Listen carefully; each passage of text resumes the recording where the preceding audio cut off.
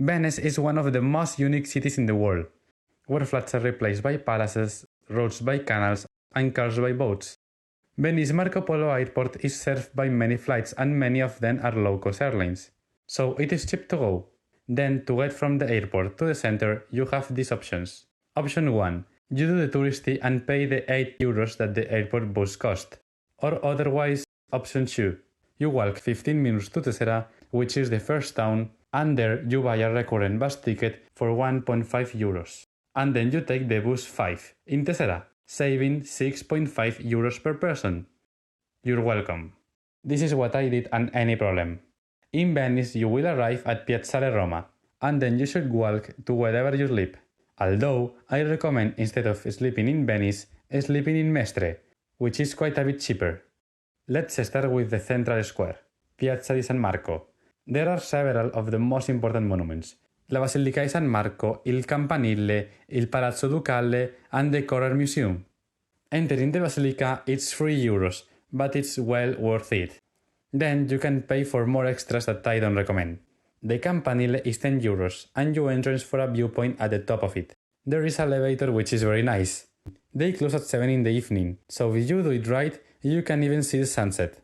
From the top, the views are unbeatable and you can see the whole city. But there is also queue in both, and at the top in high season it can get quite crowded. Then we have the Palazzo Ducale. It is €25 if you book online a month before, otherwise 30.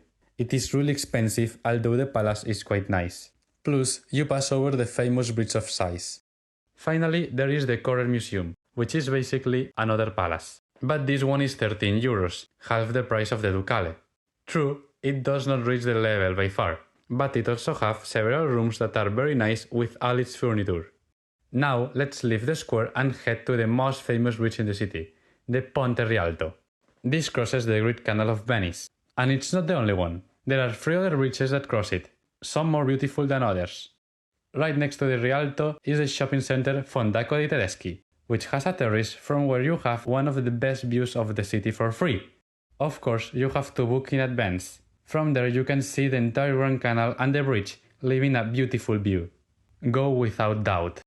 Then Venice also has several churches that are worth visiting. Although, to tell the truth, no matter how many monuments you visit, the best thing to do in Venice is to walk. Walk through its streets, cross the canals, walk through its neighborhoods, and explore it all. Now a tip if you want to go up to the famous gondolas. Keep in mind that an hour gondola ride charges €80. If you're 4, it's divided and it's €20 per person. If for you, like me, it seems equally an outrage, there is a much better option to get on a gondola for only €2. Because there is the option to cross the Grand Canal with a gondola. And for those €2 per person, you cross in the same gondola that is worth 80. Obviously, it's less time. But of course, it is much more affordable.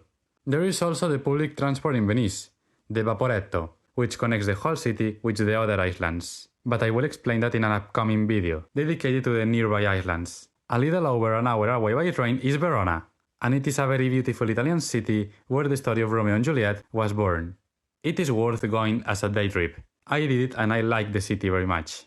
It has a great amphitheater and the Tower of Lamberti, an amazing viewpoint.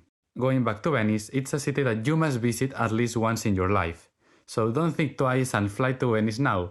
Here you have the video of Cologne, a great German city if you want to watch it. See you.